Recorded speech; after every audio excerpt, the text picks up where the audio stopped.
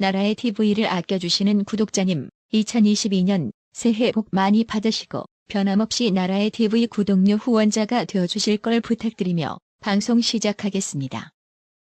다음 주 퇴원 예정이던 박근혜 대통령이 병원 치료를 위해 퇴원 시점을 늦춘 것으로 알려졌습니다. 박 대통령 측은 퇴원 후 병원 치료를 위해 삼성 서울병원 인근 단독주택 등을 거주지로 알아보는 것으로 전해졌습니다. 박 대통령은 지난해 11월 22일부터 어깨 질환과 허리 디스크 등 지병과 치과, 정신건강의학과 등 치료를 위해 삼성 서울병원에서 입원 치료를 받았습니다. 이후 지난해 12월 24일 박 대통령에 대한 특별사면이 발표됐고 같은 달 31일 0시에 석방됐으나 삼성 서울병원에서 계속 입원 치료를 받아왔습니다. 일각에선 박 대통령이 설 연휴가 끝나는 다음 달 2일경 퇴원할 것이라는 관측이 많았습니다. 특히 이날은 박 대통령의 71번째 생일이었습니다. 하지만 허리와 소화 기능 등 몸의 여러 부분이 전체적으로 안 좋은 상황이어서 조금 더 병원에 머무르기로 한 것으로 전해졌습니다. 다만 정상적 의사소통에는 지장이 없고 정신적 불안 증세는 빠르게 회복 중이라고 합니다. 홍준표가 지난 29일 윤석열 후보 선거대책본부 상임고문직을 수락한다고 밝혔습니다. 홍준표는 이날 자신의 페이스북에서 정권교체 대의를 위해 지난번 윤석열 후보와 회동할 때 참여하기로 약속한 중앙선대위 상임고문직을 수락한다고 했습니다. 홍준표는 더 이상 무도한 정권이 계속돼 대한민국을 농단하지 않도록 윤석열 후보가 요청하는 대선 자문에 적극 응하도록 하겠다며 새로운 세상을 만들도록 노력하겠다고 했습니다. 그동안 내부 총질하면서 자신의 이미지만 더럽히는 행보를 처하다가 결국 윤석열 밑으로 들어간 건데요. 진작 이렇게 처신했더라면 홍준표 이미지에 큰 타격은 받지 않았을 텐데 그래도 일단 잘 뭉쳐서 이극좌정권 끝냈음 합니다. 설을 맞이해 KBS가 여론조사를 실시했는데요. 이재명, 윤석열 후보 지지도는 오차범위 내였지만 이재명이는 하락세, 윤석열 후보는 상승세가 확인됐습니다. KBS 의뢰로 한국리서치가 27일에서 29일 사흘간 전국 만 18세 이상 성인 남녀 1000명을 대상으로 우선 내일이 선거일이면 누구에게 투표할지 물은 결과 윤석열은 37.8%, 이재명이는 33.2%로 집계됐습니다. 이어 안철수 국민의당 후보 11.1%, 심상정 정의당 후보 2.3% 순이었습니다. 윤석열, 이재명 후보의 격차는 4.6%포인트입니다. 통계적으로 오차범위 내이기 때문에 누가 앞선다고 말할 수 없는 수치이지만 KBS 대선 후보 지지 추이를 살펴보면 이재명이는 하락 추세인데 반하여 윤석열 후보는 상승세임을 알 수 있습니다. 지난해 9월 이용호 국민의힘 의원이 국민건강보험공단에서 제출받은 자료에 따르면 한국에 체류하고 있는 중국인이 최근 5년간 32억 9,501만 원 상당의 진료를 받고 이 중 29억 6,301만 원을 건강보험 급여로 받은 것으로 파악됐습니다. 본인 부담금은 3억 3,200만 원이었습니다. 이용호 의원은 잠깐 몇 년 한국에 있거나 치료 목적으로 입국한 외국인들이 아무리 내국인과 같은 기준으로 건강보험료를 낸다고 해도 결국 건강보험제도에 무임승차하는 것 아니냐는 비판이 나올 수밖에 없다며 외국인 대상 건강보험제도를 내국인과는 별도로 운영해야 한다고 지적했습니다. 그렇습니다. 이용호 의원의 지적처럼 안 그래도 눈덩이처럼 불어나고 있는 건강보험 재정 적자, 외국인에게까지 각종 혜택을 적용하고 있으니 과연 대한민국 건강보험은 누구를 위한 제도이고 정책이냐는 말이 나올 법합니다. 이와 관련 윤석열 후보는 30일 우리나라 건강보험에 등록한 중국인 등 외국인 피부양자가 의료 혜택만 받고 출국하는 건강보험 먹튀 문제를 지적하며 피부양자 등록 요건 강화, 명의도용 방지 등을 제안했습니다. 윤석열 후보는 자신의 페이스북에 국민이 잘 차려놓은 밥상에 숟가락만 얹는 외국인 건강보험 문제를 해결하겠다며 우리 국민이 느끼는 불공정과 허탈감을 해소할 방안을 면밀히 검토하겠다고 말했습니다. 윤석열 후보는 외국인 건강보험 급여 지급 상위 10명 중 8명이 중국인으로 특정 국정에 편중돼 있고 이 중 6명이 피부양자였다며 가장 많은 혜택을 누린 중국인은 피부양자 자격으로 약 33억 원의 건보급여를 받았고 약 10%만 본인이 부담했다고 지적했습니다. 윤석열 후보는 또 지난해 말 기준 외국인 직장가입자 중 피부양자를 많이 등록한 상위 10명은 무려 7명에서 10명을 등록했다면서 한 가입자는 두 아들과 며느리, 손자들까지 등록해 온 가족이 우리나라 건보 혜택을 누린다고 문제 삼았습니다. 그러면서 치료만 받으러 왔다가 바로 출국하는 원정 진료가 가능한 이유라며 피부양자 등록 요건 강화, 명의 도용 방지 등 국민 법감정에 맞는 대책이 절실하다고 짚었습니다. 현재 외국인 건강보험 가입자가 수급 혜택을 보려면 국내에서 6개월 이상 거주해야 한다는 등의 조건이 있지만 등록된 피부양자는 이 요건에 관계없이 혜택을 받을 수 있다는 것입니다.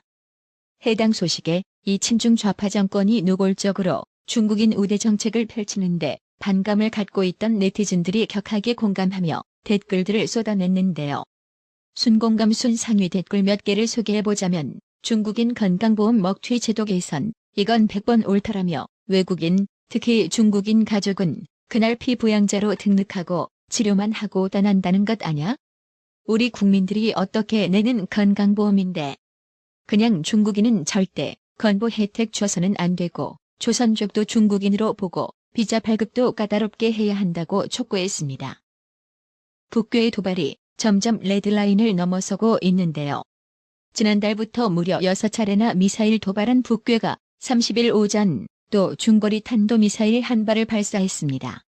합동참모본부는 이날 출입기자단에 보낸 문자 메시지를 통해 오전 7시 52분경 북한 자강도 무평이 일대에서 동쪽 동해상으로 고각으로 발사된 중거리 탄도미사일 한 발을 포착했다고 밝혔습니다. 새해 들어 7번째 북괴의 미사일 무력 시위인데요.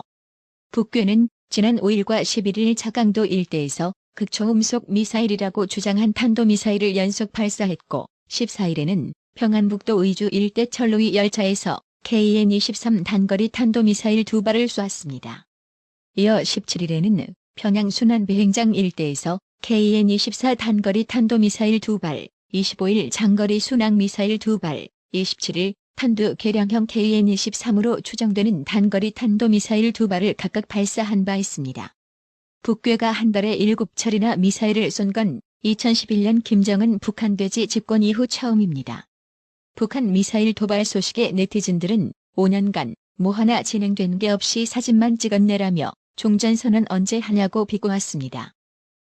특히 이번에 북괴가 발사한 미사일은 미국 괌 기지를 타격할 수 있는 탄도미사일을 개량한 중거리 미사일로 확인됐다고 하는데요. 상황이 이처럼 다급해지자 해외 순방 도중 코로나 확진자가 나와 자가 격리당했는지 몰라도 며칠간 모습을 감추며 자맹해왔던 문재인은 30일 오전 청와대에서 주재한 국가안전보장회의 NSC 전체회의에 나타나 북한의 이날 아침 미사일 발사는 유엔 안전보장이사회 결의에 위배되는 행위라고 했습니다. 하지만 이번에도 북한 미사일 발사를 명시적으로 도발로 규정하진 않았습니다. 최근 군부대 방문 당시 군복 차림으로 주머니에 손을 넣은 채 걷는 모습을 놓고 입수보행 논란이 일고 있는 이재명이는 30일 북괴의 미사일 발사를 강력히 규탄한다는 태세 전환하는 입장을 밝혔습니다. 문재인이 이날 오전 청와대에서 주재한 국가안전보장회의 NSC 전체회의에서 북한 미사일 발사를 도발로 규정하지 않고 규탄하지 않은 것과는 대조적이라는 지적이 나오는데요. 그렇다면 이재명이의 북한에 대한 인식이 변한 걸까요? 그렇게 믿는 사람은 종북 좌파뿐일 겁니다. 국민의힘은 30일 북괴가 4년 4개월 만에 중거리 탄도미사일을 발사한 것과 관련 북한이 미사일 도발을 계속해도 청와대는 우려와 유감만을 반복하고 이재명이는 층간소음의 불편함 정도로만 여기니 북한이 미사일 시험 발사를 안 할 이유가 있나라고 hir난했습니다. 장영일 국민의힘 선대본부 부대변인은 이날 논평을 통해 문재인 정권의 굴욕적 대북 정책이 파탄나는 순간으로 북괴가 결국 넘지 말아야 할 레드라인을 넘어서고 있다며 이같이 말했습니다. 이어 핵과 미사일 개발은 자위권이니 절대 포기할 수 없고 대북 제재는 해제하라는 북한의 한결같은 주장이라며 그런데도 이재명이는 대북 제재 완화를 이야기하고 1년 만에 NSC를 주재한 문재인은 도발이라 말도 못한다. 유엔 안보리 결의 위반이면 위반이지 유엔 안보리 결의에 위배되는 행위로 볼 수 있다는 또 뭔가라며 거듭 이재명이와 문재인을 싸잡아 비판했습니다. 장영일 부대변인 국민 안위는 안중에도 없고 오로지 선거 걱정뿐인 이재명이와 북괴 눈치 보기에만 급급한 문재인 정권에 요구한다며 국제사회의 대북체제에 적극 동참하고 북괴의 불법적이고 위험한 도발에 강력 대응하기 바란다. 이재명이와 문재인 정권이 서야 할 자리는 북괴 편이 아니라 국민 편임은 자명하다고 목소리를 높였습니다. 한편 윤석열 후보는 북괴 미사일 도발 관련 자신의 페이스북에 사드추가 배치하겠다는 입장을 적었습니다. 뭐 긴 말이 필요할까 싶네요. 이극좌 정권에서 허틀어진 안보 문제를 도저히 우려하지 않을 수 없는 지경에 이르렀다는 소식입니다. 북괴가 지난 25일 쏜 순항미사일 발사 지점을 군 당국이 제대로 탐지하지 못한 것으로 28일 나타났습니다. 당초 내륙에서 미사일이 발사, 비행했다고 밝힌 군 발표와 달리 북괴가 동해상으로 미사일을 쐈다고 공개한 것입니다. 지난 14일에 탄도미사일 발사 원점을 정확히 관측하지 못한 데 이어 이번에도 탐지 실패가 반복됐다는 지적이 나왔는데요. 북괴가 미사일 쏘면 어디서 쏘는지조차 모르는데 이런 수준에서 안보 이상무라고 큰 소리만 쳐댈 건가요? 진짜 개한심합니다. 대한민국 국방수 클래스. 해당 소식에 네티즌들 역시 이게 군대냐? 국민 생명을 맡길 수 있을까? 국민들은 강력한 군대를 원한다. 또다시 6.25 전쟁이 악몽이 재현하는 게 아닌가? 국방장관도 책임지고 사퇴해야 하는데 문재인이는 무능한 장관이 좋아서 그냥 두고 있다라고 분노하며 예주시하고 있대요. 똥방부 올림이라고 비꼬았습니다. 지금 대한민국은 우크라이나 상황을 예의주시해 반면교사 삼을 필요가 있을 겁니다. 우크라이나 국민들은 정치인들이 식상하다며 코미디언 출신을 대통령으로 선택했는데요. 과연 정치를 모르는 코미디언 출신의 대통령이 국가 운영을 제대로 해나가고 있을까요? 아니나 다를까 코미디언 출신 대통령은 대통령이 되고 나서 핵심 요직의 작가, 연출가 등 비전문가 인사들로 채웠고 나라는 그야말로 개판에 이르렀습니다. 심지어 지금 우크라이나는 러시아의 안보 위협에 직면해 있는데요. 우크라이나 대통령은 서방이 너무 과하게 긴장감을 높이고 있다며 큰일이 아니다라고 인식하고 있습니다. 하지만 미국 입장은 그렇다면 우크라이나는 왜 미국과 유럽의 무기를 지원해달라고 도움을 요청하는 거냐며 어이없어하고 있는 상황이라고 하는데요. 현 상황을 완전 오판하고 있는 코미디언 출신의 우크라이나 대통령, 그 나라 국민 수준에 딱 맞는 대통령일지도 모르겠다는 생각을 해보게 됩니다. 그러니 이번 대선 투표 좀 잘 해보자고요. 이경영님, 어려운 형편의 나라의 TV 운영 유지를 위해 구독료 후원해주셔서 정말 감사합니다. 나라의 TV는 구독료 후원으로만 운영 유지되고 있으니 구독자님들의 따뜻한 정성이 필요합니다. 항상 뉴스 전달 방식에 노력하는 나라의 TV가 되겠습니다. 구독 그리고 알람 설정, 뉴스 영상 내용이 좋았다면 좋아요를 클릭해주세요.